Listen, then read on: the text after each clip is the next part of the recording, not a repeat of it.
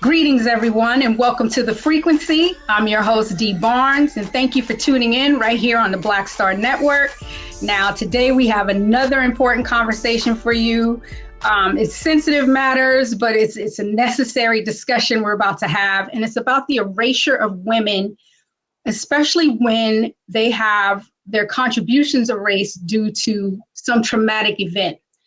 All of a sudden, that traumatic event becomes the lightning rod for everything that they're about, which is not the case.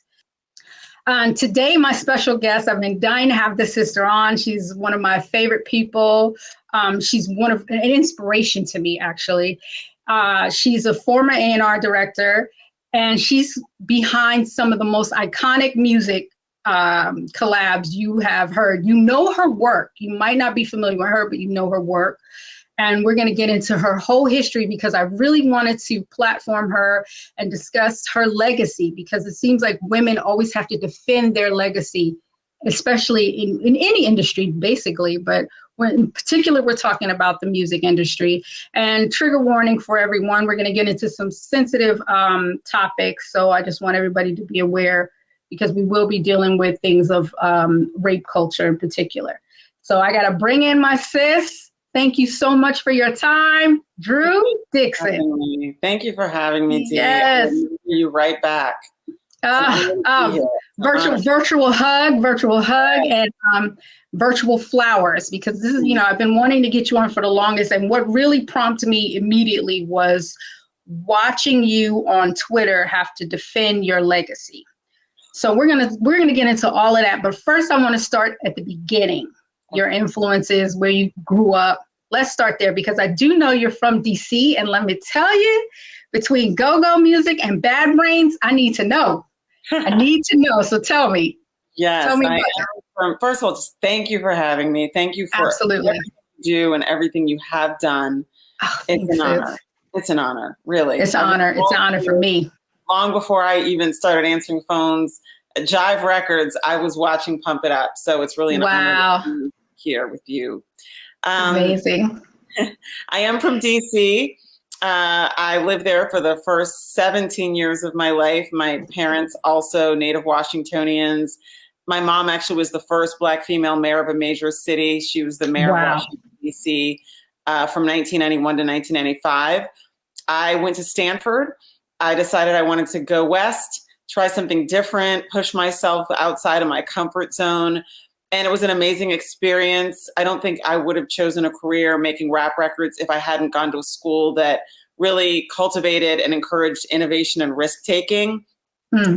Stanford, where I was Black Student Union representative to student government. You know, I was an South African issues sort of fellow. I focused on North Africa and the Middle East in terms of my major. So I've always been trying to figure out how to kind of add value and thread the needle as a Black woman in America in a very complicated and often hostile sort of historical context, right? Right. And when I was out there, I fell in love with West Coast hip hop, you know, Too Short. Right. Now that I reflect on it as a 52-year-old woman, but I was bobbing my head to Too Short, Dell and the Funky Homo Sapien, all of that. Yep. But I'm also from DC, so I grew up listening to go-go music. But I was also an alternative head. So yes, when hip hop came out, it felt like the combination of what I loved about alternative music, which is that it was irreverent, it was lyrically dense, right? It was, you know, very, you know, intelligent, lots of wordplay, punchlines, but it also had the soundtrack of soul music, which I'd also grown up listening to. So it kind of combined a lot of what I loved in terms of music, and the rebellion and the political sort of piece of hip hop, early hip hop, spoke to my spirit as the daughter of a Black politician. So that's where I'm from. You know, that's how I ended up falling in love with hip hop. When my mom was elected, I went to Howard for a semester, and I, you know, through parties, and I figured out that there was an industry behind the music I loved, and I wanted to be a part of it. So that's how it all started for me. So that's what inspired you to get into the music industry? Or was it your love for music in general? Well, it was my love for music, but I was I was a history major in college, and I thought I would go to law school, or I might even go into politics like my parents. But when hip hop happened, I realized this was maybe a more direct way to impact people and to make a difference by putting the microphone in the hands of young, talented geniuses with something to say. And it was kind of a combination of my desire to make a difference kind of in a political sense, but also my love for music. So hip hop kind of was my left turn from law school. So instead of going to law school, I was like, I'm going to go see if I can't make rap records. Let me try that first. So it's interesting that you said young, talented genius, because that's how I view you coming into the industry and thinking about all your accomplishments. A young, talented genius with confidence, like sheer confidence and sheer will and drive. And that's something I feel too, that women, when we first step into it, we're, you know, into whatever the calling is for us, we're present in the moment. We're a driving force for ourselves, and we have no fear. We're fearless. You know what I mean? And but I did. Right. Because we do it for the love. I did it for love. We did it for love. Same thing with me with when I hosted Pump It Up. I just did it for the love. Wasn't thinking about the bigger picture and all of that. Okay, so what was the first thing that you put together? Like, what did you make happen? You know, it's crazy. Much. You know, I answered phones for 18 months at a couple different companies, Jive Records, Warner Brothers Records, and then Empire Artist Management, where I worked with Premiere and Gangstar as a receptionist. Wow. And then my first not answering phones job was actually at Zomba Music Publishing, where I signed Nas to a publishing deal. Wow. A couple months, either before or after, I can't remember, but it was the same year that he released Illmatic. So I gave Nas a publishing deal. And I gave Eric Sermon a publishing deal at Zomba. So I was already kind of in the, in the mix, making it happen, trying to, give resources and opportunities to hip hop artists and producers. But from there, I got the job I really came to New York to get, which was doing A&R at one of the handful of rap labels that were really kind of at the top of the game. And obviously there was no more important label in hip hop, at least from my perspective at the time. Right. So I was hired by Russell Simmons himself to do A&R when I was 3 years old in 1994. And one of the first jobs I was given to do was to type credits, not just type the credits, but to sort of double check work on Method Man's album To Cal, to make sure that all like the stack of papers that I had matched the credits and the samples that were cleared and everything was lined up, and you would just sort of put it in a big rubber band and send it up to Polygram, the parent. So that was my job, which was, not really what I was supposed to do. I was technically hired to sort of make records, but I was like, look, I'm just happy to be in the building. I'm happy to be doing A&R something, even if it's A&R. Right. So I was sitting there in my office with one working speaker, no window. No way. And I was listening to the Method Man album and checking the paperwork. And, there were these interludes that I realize now in this Twitter battle that I just had aren't on the album anymore. So in the original track listing, Shorty, I'm there for you anytime you need me, for real, and your girl believe me, that was just an interlude. It's not an interlude now. They went back and they added a song called All I Need. That did not exist. Okay. So the idea that all I did was add Mary J. Blige, let me not get ahead of myself, is fiction. What is true is that there was just an interlude. There was no song called All I Need. There was no music behind Shorty, I'm there for you anytime you need me, for real, girl, it's me and your world, believe me. That was just an interlude. And I was like blown away. I was like, this is so beautiful. This is so selfless. And it's real love. It's a real relationship that he's describing, that Method Man was describing, love and partnership and mutual respect. Mutual respect. When we come back, Drew tells us the whole story behind the Method Man featuring Mary J. Blige's classic hit, I'll Be There For You, You're All I Need to Get By. You don't want to miss it.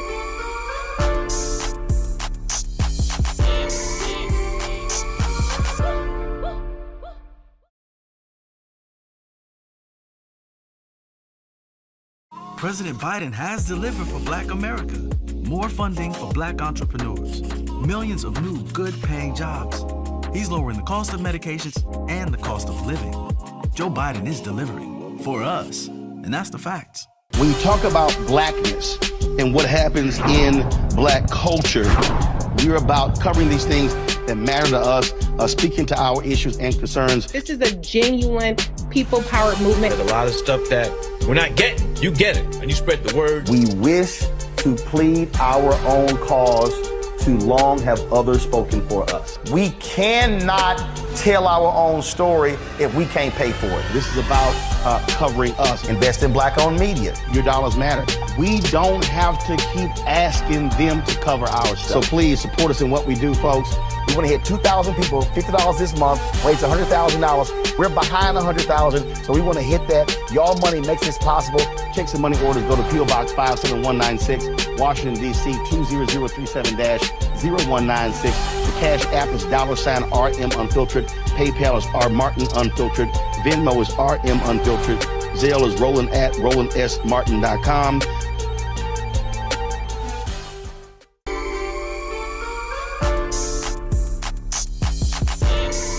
Back right here in The Frequency with my special guest, Drew Dixon. And what is true is that there was just an interlude. There was no song called All I Need. There was no music behind Shorty, I'm there for you anytime you need me, for real, girl, it's me and your world, believe me. That was just an interlude. And I was like blown away. I was like, this is so beautiful. This is so selfless. And it's real love. It's a real relationship that he's describing, that Method Man was describing, love and partnership and mutual respect. Mutual respect. In the vocabulary of hip hop. And I thought that was so touching and so important. And it's funny, when the HBO Max documentary On the Record came out, in which I tell the story, D'Angelo called me because I actually was living with D'Angelo when I first started. Sidebar. Oh, wow. I love it. Facts. And he was making Brown Sugar Okay. And so the album hadn't even come out yet. Brown Sugar hadn't even come out. Okay. He was still making Brown Sugar. We actually broke up sort of about halfway, maybe 2/3 of the way through Brown Sugar. And that's when he and Angie Stone hooked up. So I was pre-Angie. But, we were living together. And he reminded me when he saw on the record that I came home with that interlude and I kept playing it on a loop. I was like, this is so beautiful. This is so beautiful. And he told me, I forgot. He was like, Drew, your favorite line was the last line, you my nigga. You kept saying, not you're my bitch, you're my nigga. Like you're my peer. Homie. You're my home. Yeah. And he reminded me of how excited I was about that interlude and that particular line. And so back in 1994, I hear this interlude. I call Russell. Russell didn't have an office in the building, so you had to like catch him wherever he was. The Bowery Bar, the car, the car on the move. And I kept fashion show, front row. Exactly. All of that. So I kept telling him, this is too beautiful to just be an interlude. A lot of people skip the interludes. They don't hear the interludes most of the time, and they're going to miss this. And this is too beautiful to be lost. And he was like, Drew, there's nothing we can do. The album is already done. It's already been sent to Polygram. As you know, you sent it to Polygram. We can't change the track listing. And I just wouldn't let it go. And then I had the idea to call it a remix. Let's get, my idea was to make it a duet. And I actually said, I think Mary J. Blige would be perfect, but I don't know Mary, but I know Lauryn Hill. She's a friend of mine. And he was like, who the fuck is Lauryn Hill? So I was like, you got to be kidding me. Okay. I'm not kidding. This is after the first Fugees album, but before the score. And when I said my friend Lauryn Hill might want to do the duet with Method Man, he literally was like, who the fuck is Lauryn Hill? In fact, I did a song with Lauryn back when I was at Def Jam that you can find on YouTube called The Perfect Match. It's a poem I wrote about D'Angelo that Lauryn sang in the studio when we were in. Wait. Now you just blew my mind, because now that's the songwriting. That's songwriting, not just putting it together, not just the production, but wow. Well, it's called The Perfect Match. It's called The Perfect Match. It's Lauryn Hill and this artist I signed at Def Jam called Kali Ranks. And Lauryn and Kali were going to do a record over The Perfect Match from School Days, that track. That was the idea. And we were in Battery, and Lauryn started freestyling, and I had my wizard where I'd written this poem. Wizards were like little electronic Rolodexes. I remember that. You could even hear like her bracelets, like she's scrolling through the wizard, and she starts singing. She created a melody. I mean, she wrote the melody live to this poem, and then she started freestyling past the poem. But this, like, it's crazy because it was a poem I'd written about D'Angelo that was in my wizard that Lauryn sang to this track with this artist, Kali Ranks, that I'd signed. So Lauryn and I were friends like that, like to the point that she was in the lab making a record, bless her, like just really one of the honors of my life and career is the time I've had, working in and around her genius. And so I suggested Lauryn to Russell for the duet because I didn't know how to reach Mary J. And so then he was like, well, I don't know who that is, but if you can get Puffy to get Mary's vocals on this, then I will let you try it. I called Puffy. I left a message. I guess he told me to drop off the DAT, the little mini tape. Yeah, I remember those. Yep. With the interlude, which I hand delivered to Bad Boy Records on 19th. I left it with his assistant. And by the time I got back to my desk, Puffy had left me a voice message on my answering machine saying, Drew, this is incredible. I love this. You're right. I can call Mary, but here's my idea. So it was his idea to cover the Tammy Terrell Marvin Gaye song, You're All I Need to Get By. I called Puffy. He asked me to sing the Tammy Terrell part. He did the children's story beat. And he was like, this is my idea. Book Hit Factory, Studio A. And I was like, yo, done. And I booked it. And, we got the, whatever the, we got it paid for. Right. And that's how that record came to be. That is so incredible. Is then I was so excited about it. Wait. I want to hear the other part. I want to take a quick break. I'm going to take a quick break because this is amazing, especially you songwriting. That just blew my mind. We'll be back, you guys, on The Frequency right here on the Black Star Network.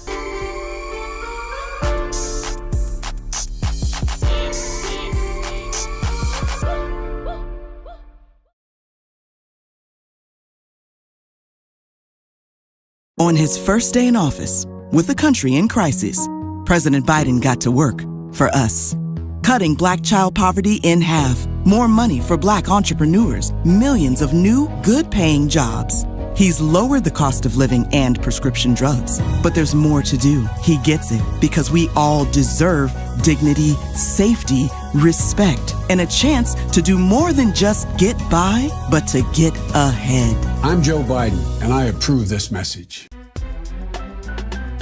I'm Faraji Muhammad, live from LA.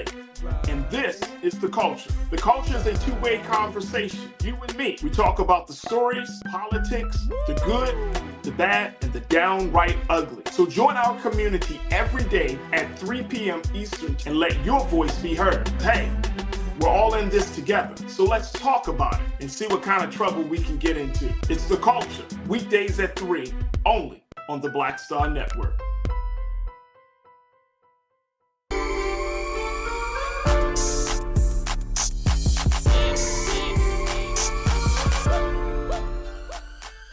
Back right here in the frequency with my special guest, Drew Dixon, and we're getting into the myth, the legendary myth of how You're All I Need. Is that the correct title? You're All I Need. The title is I'll Be There For You. We were not I'll Be There For You. That's right. Because that's the original record. It's I'll Be There For You. Parens, You're All I Need to Get By. And see, you know, me calling it you're All I Need. And that, I'm telling you, when I first heard that, that was just like, I felt the same way. Like, yo, this is like special. Beautiful. You know what I mean? He's talking about me. You know, first of all, it's Method Man. So who's not going to love that? It's Mary J. Blige. Who's not going to love that? And the fact that you were so young and so aware consciously of thinking about how to put this together. And I know it couldn't have been easy for you because number one, being a woman and trying to present that idea. I mean, did you get any pushback or, you know? It took me like a month to get them to let me even try the idea.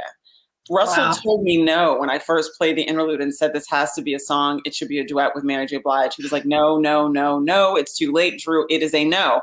And I couldn't let it go. And I kept playing it at home. And I was like, I can't let this idea go. It's too special. And I just wouldn't back down. And finally, I came up with the idea because I was told it was too late to put it on the album track listing. Right. I said, what if we call it a remix and put it on the B-side of whatever the next single is? Then at least I can make it and it can get out in the world. And it doesn't have to be the album. We'll just call it a remix. And it was like a remix of what? I'm like, I don't know. Don't worry about that part.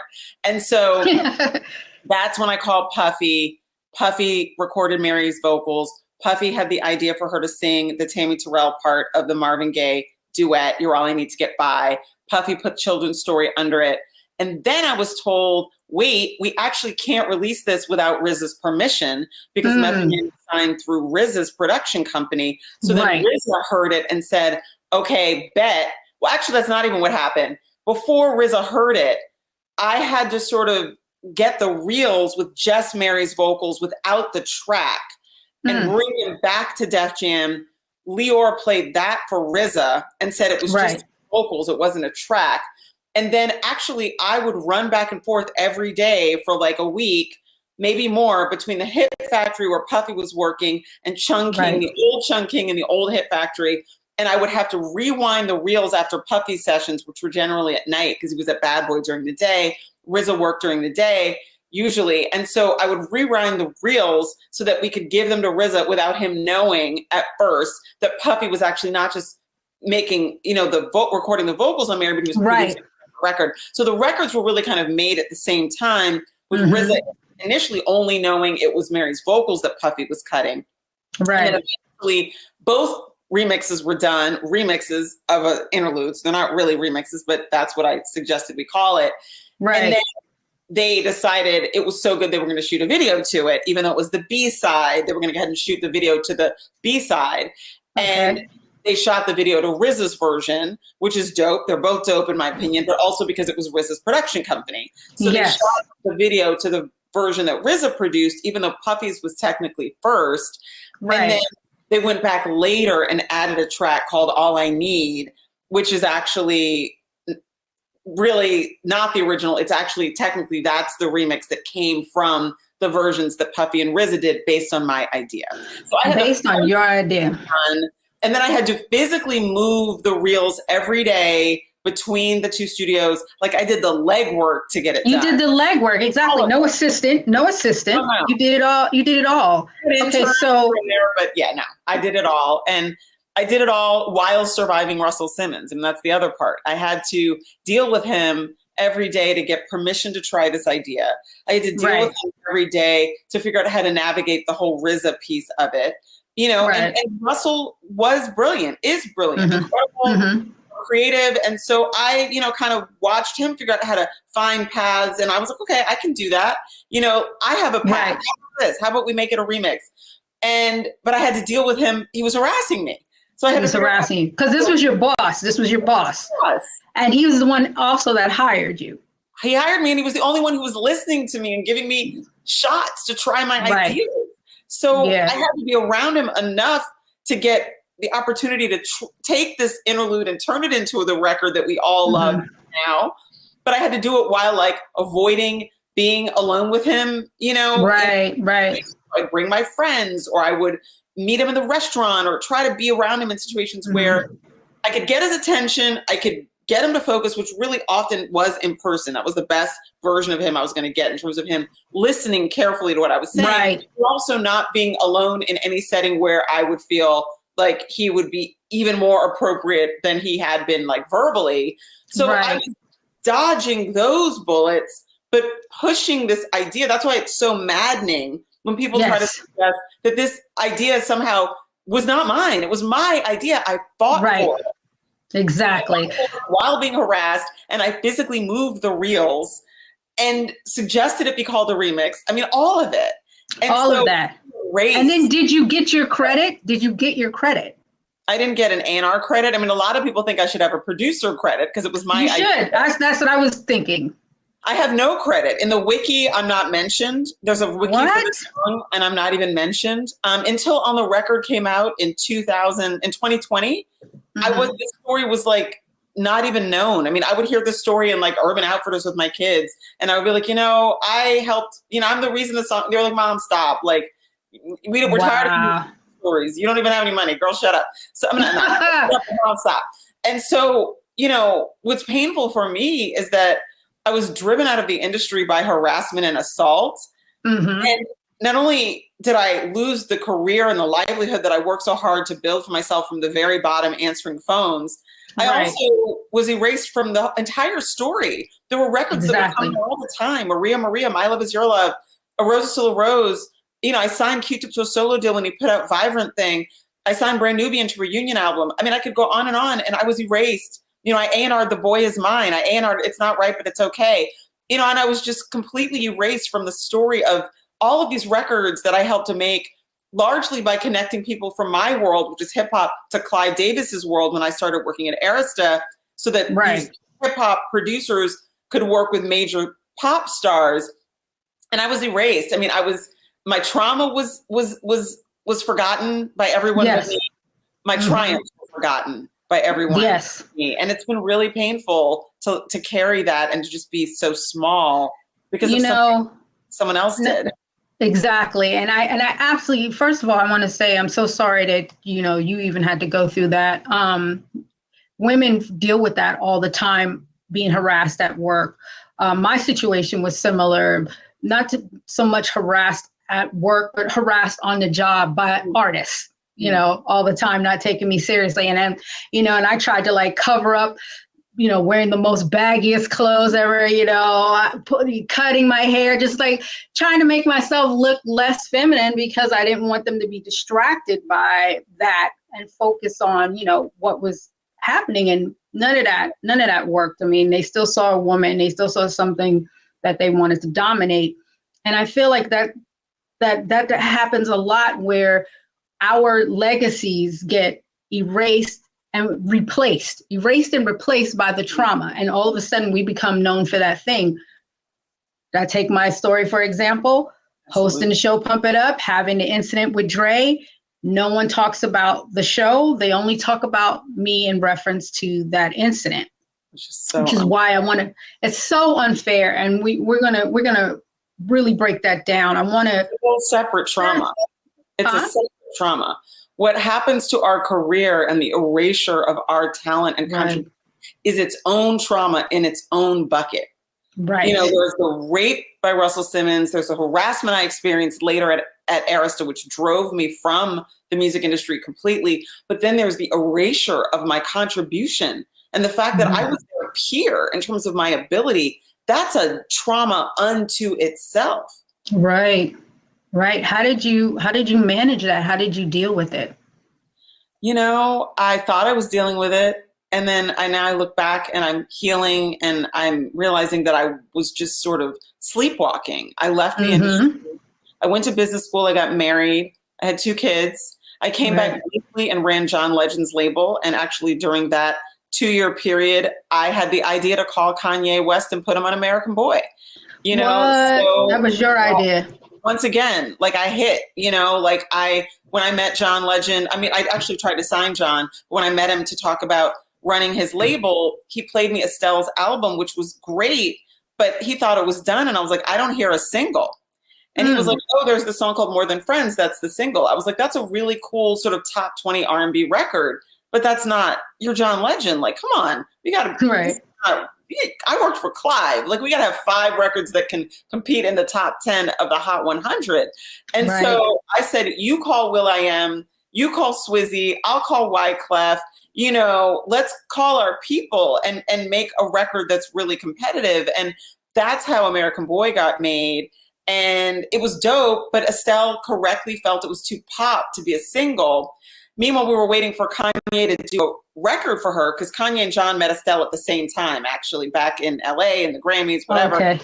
And he always said, I'll make a record for you, you know, once you have a deal. And so he was going to honor that, but he was busy.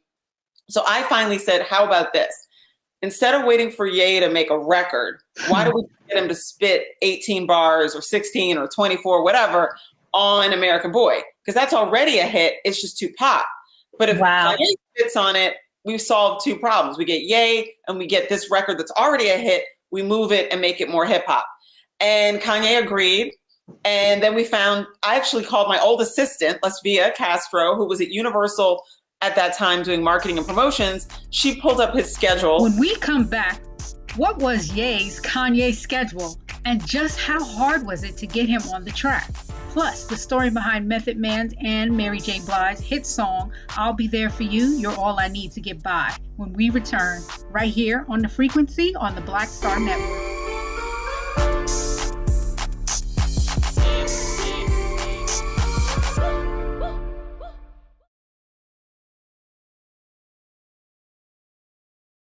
President Biden has delivered for Black America. More funding for Black entrepreneurs. Millions of new good-paying jobs. He's lowering the cost of medications and the cost of living. Joe Biden is delivering for us, and that's the facts.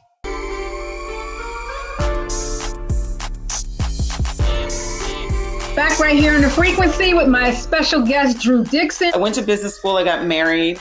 I had 2 kids. I came back briefly and ran John Legend's label. And actually during that 2-year period, I had the idea to call Kanye West and put him on American Boy. You know, so, that was your idea. Once again, like I hit, you know, like when I met John Legend, I mean, I actually tried to sign John. When I met him to talk about running his label, he played me Estelle's album, which was great, but he thought it was done. And I was like, I don't hear a single. And he was like, oh, there's the song called More Than Friends. That's the single. I was like, that's a really cool sort of top 20 R&B record, but that's not your John Legend. Like, come on, we got to, I worked for Clive. Like, we got to have 5 records that can compete in the top 10 of the Hot 100. And so I said, you call will.i.am, you call Swizzy, I'll call Wyclef. You know, let's call our people and make a record that's really competitive. And that's how American Boy got made. And it was dope, but Estelle correctly felt it was too pop to be a single. Meanwhile, we were waiting for Kanye to do a record for her because Kanye and John met Estelle at the same time, actually, back in LA and the Grammys, whatever. Okay. And he always said, I'll make a record for you, you know, once you have a deal. And so he was going to honor that, but he was busy. So I finally said, how about this? Instead of waiting for Ye to make a record, why don't we get him to spit 18 bars or 16 or 24, whatever, on American Boy? Because that's already a hit. It's just too pop. But if Kanye spits on it, we've solved two problems. We get Ye and we get this record that's already a hit. We move it and make it more hip hop. And Kanye agreed. And then I actually called my old assistant, Lesvia Castro, who was at Universal at that time doing marketing and promotions. She pulled up his schedule and said he's going to be on the ground in New York City for 48 hours or 36 hours on this date. And I said to John, let's send a car to Teterboro and bring him to the studio. Estelle was already working at Platinum, Wyclef and Jerry Wonder's studio. So we brought Ye into Platinum, and he came in and he dropped 48 bars on American Wow. Bananas. So we had to break it into two pieces. Serge Sai mixed it, killed it, won a Grammy for it. I didn't get anything for that either. You didn't get anything. Did you get credit? I have co-executive producer credit for the album. But again, but you still should, right. And you still should have a Grammy. I don't. And so, I've helped to make so many records that won Grammys. Maria, I think, won a Grammy.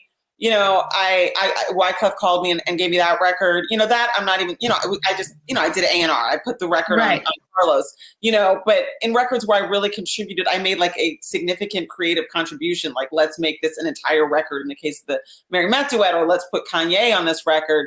Feels like maybe I should have, something to show for that. But I think as women, and as a woman in hip hop, and as a woman in hip hop who'd already been raped by the king of the whole game, wow. I was so grateful to be in the room. I was so grateful to be able to get my ideas made. By the time I was involved in American Boy with Estelle and John and Kanye, I'd been driven out of the industry by harassment, and just a very, very, very negative experience that I had at the end of my career. And I'd also already been assaulted by the king of hip hop. So at this point, I'm a stay-at-home mom who's like come out of retirement to work for John Legend, and I'm just happy once again to be making records. I don't have the confidence, because I'm so broken by the stuff that's happened to me, to say, wait a minute, like, I also should be credited here, right? Right. And so the trauma takes a toll because it just made me smaller. So I continue to do what I loved because I just, I can't not make records. I love making records and I'm good at it, but excellent at it. Not able, because of the trauma and because of the way I was so minimized as a woman and sexualized and objectified, that I didn't have the confidence to push for the idea and then to push for myself to get credit for the idea. And I think that happens to women in a lot of industries where absolutely down. And so we contribute, but we don't fight for ourselves. Right. And that was the end of my career. I really kind of disappeared from the industry after American Boy.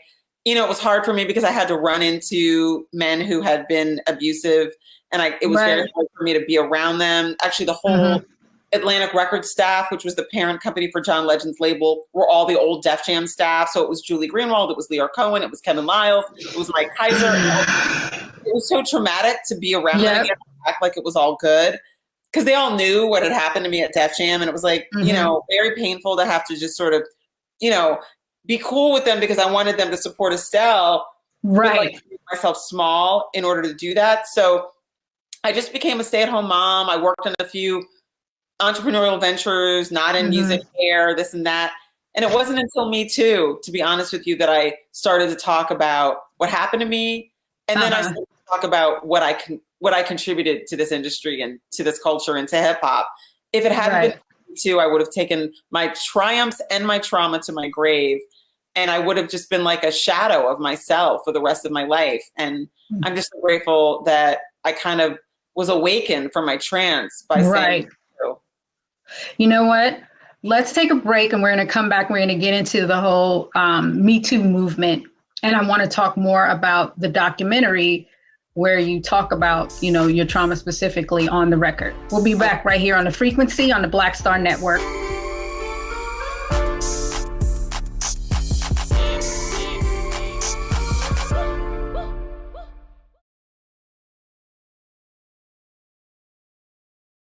On his first day in office, with the country in crisis, President Biden got to work for us. Cutting Black child poverty in half, more money for Black entrepreneurs, millions of new, good-paying jobs. He's lowered the cost of living and prescription drugs. But there's more to do. He gets it, because we all deserve dignity, safety, respect, and a chance to do more than just get by, but to get ahead. I'm Joe Biden, and I approve this message.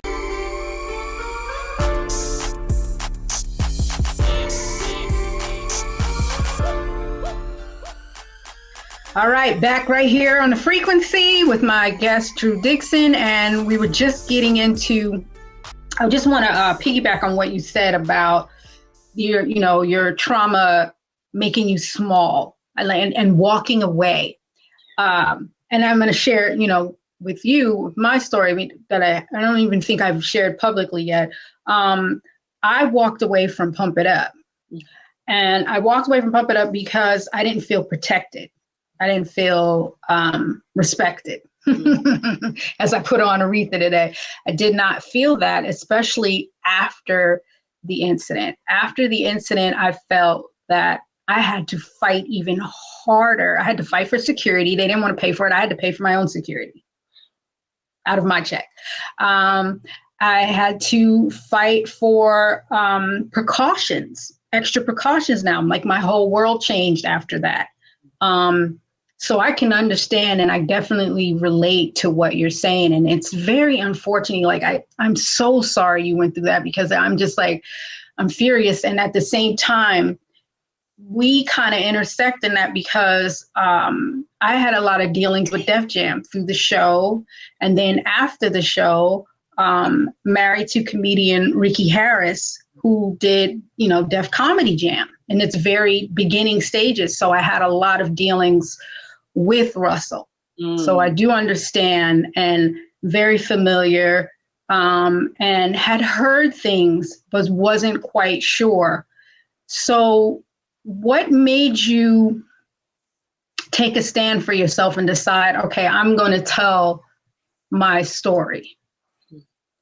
I just want to say again, though, Dee, how sorry I am for what happened to you, and that you had to pay for your own security, and that you weren't protected and respected, because I just think it's emblematic of the way Black women are not protected and respected. And our pain is just seen as something we can handle because we're magic. And we're not magic. We bleed real blood. We cry real tears. Real tears. And absolutely. And we feel deeply. And I mean, especially to creative people like us, we feel very, very deeply. I mean, I do consider myself an empath, and you feel all of that type of energy. Yes. And there's just no sense of horror even when these things happen to us. I mean, even with Megan Thee Stallion, it's like, where is the shock and the outrage? But I could talk about that for a whole entire hour and a half. Well, we got it. Let's do it. So, in answer to your question about what made me come forward, I had no intention of being part of the Me Too movement. I was really happy that the women who had come forward about Harvey Weinstein were being believed. I thought that was surprising, but refreshing as a woman who is a survivor of sexual violence. But I also thought that it was specific to these women who were white movie stars, and that because society could identify with them because they checked all of the boxes of sort of the damsel in distress. That even though, which is upsetting to me, not to cut you off, it's upsetting because the movement was started by a Black woman, Tarana Burke, for Black women and marginalized women, people, women of color, for their trauma in particular. To see it, go ahead. Went to so it's complicated because Tarana absolutely started Me Too to help Black women and girls and Black survivors, period, heal. But of course, the headlines that dominated the news were, the ones about women that were more identifiable as like main characters in American society because they were white movie stars or white actresses who could have been or should have been movie stars. And I don't want to take anything away from the courage of those women because Harvey was a giant. And I mean, hanging out with Bill Clinton and Hillary Clinton and everybody else. So that's very brave to call him out and to put your name and face on the line to do that. And frankly, if they weren't white women, if they didn't have that degree of glamour, I don't think the Me Too movement would have gotten the attention that it got. And so it's sort of like they opened the door, True. they were palatable, right? Mhm. And even they have gotten tremendous blowback and haven't always been believed. And so I want to acknowledge every survivor of any Right. gender, racial identity, period. I see you, I feel you, I want to hold space for your pain and your healing. I also want to say, however, that when the Me Too movement started and those were the headlines, I just didn't see a place for myself in it. I didn't think anybody cared about me as a Black woman, even though I'm a not traditionally Black, presenting Black Right. woman.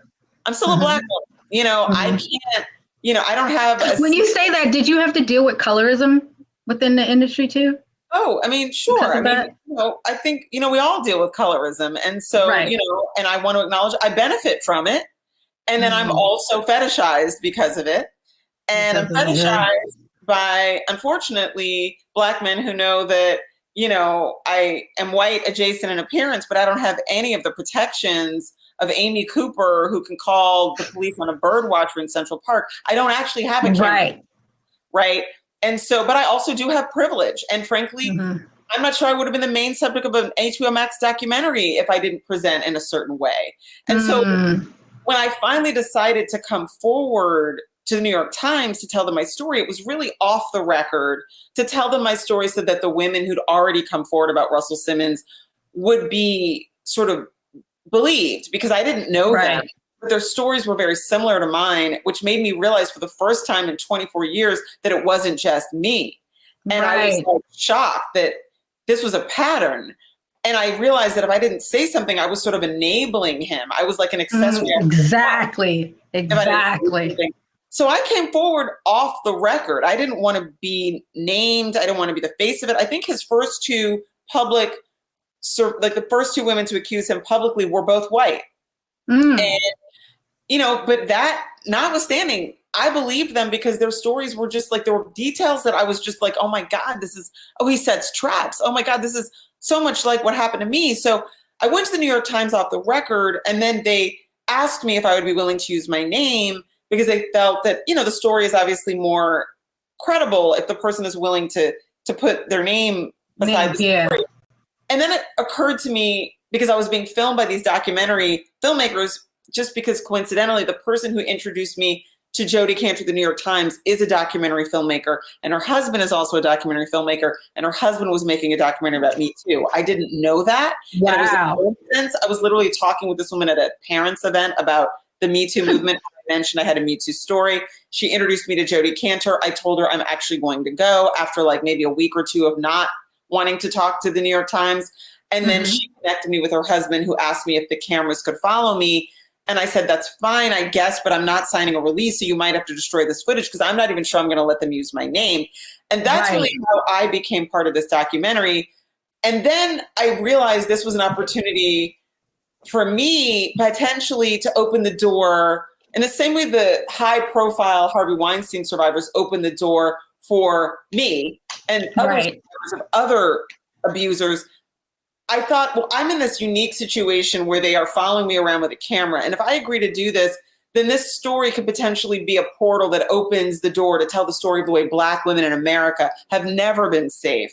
The average Black woman in the transatlantic slave trade, she wasn't a woman. Her average age was 15 years old. And all of the Black women and girls in the transatlantic slave trade were raped. It was just to rape us. And, and so I wanted to take the opportunity that I had as somebody who was suddenly being listened to broaden the scope of the discussion to focus on the vulnerability of Black women and girls that is unique in this country, where we were all raped and brutalized as a matter of business, as a matter of just common practice. And the sexualization and the objectification of Black women and girls is essentially a mythology that was used to numb everyone in society to the way we were brutalized. In the same way, hyper sexualization and the notion that Black men are inherently violent and dangerous was used to numb society into tolerating the brutality that was inflicted upon our men and our boys. Like all of these tropes had a purpose. And so that's how I entered the Me Too movement. That's why I agreed to use my name in the New York Times. And that's why I agreed to be part of the documentary. And that's how I ended up, frankly, with absolute fear and trembling and trepidation and deep just misgivings and uncertainty about coming forward, I ended up standing there and owning my own truth and finding my own power, and then unlocking the story of the rest of my career in the music industry. Right. It all came out of that same choice that I really did with such reluctance and fear. Wow. At first, I have to stop and commend you and thank you for your bravery, because, like I said, it inspired me to deal with my own truth. And I'm sure it inspired, countless women, because I think that that's what we need sometimes, just one person to be courageous. And then we feel empowered. And I think that that's what the Me Too movement, in all of its good, bad, and ugly was about. For me in particular, everything happened pre this Me Too movement. And, I was young and, fearless and righteous. And I was just like, this has got to stop. I mean, the same thing for me. I felt like I had to say something because I knew I wasn't the only victim of Andre Young's violence, but which is, Andre Young, Dr. Dre. But I knew at the same time that if I didn't say something, because no one had pressed charges before. And so I felt like I had to, take a step forward, and just like you doing that. And in the midst of it, you were doing it just because, you were part of that article, but at the same time, you had no idea that you were like becoming the face of it, or the leader, so to speak. And I just want to thank you for your courage and your voice, because it was so important, and you are seen. You are being heard, and you are so loved. From the countless women that I've talked to, we have nothing but the absolute respect for you, Drew. And thank you for coming forward like that. I mean, I know it took a lot. Next time on The Frequency, we finish our incredible interview with Drew Dixon. She gives us the details behind the HBO documentary that shed light on the alleged sexual assault by Russell Simmons, and tells us what's in her future. That's next on The Frequency on the Black Star Network.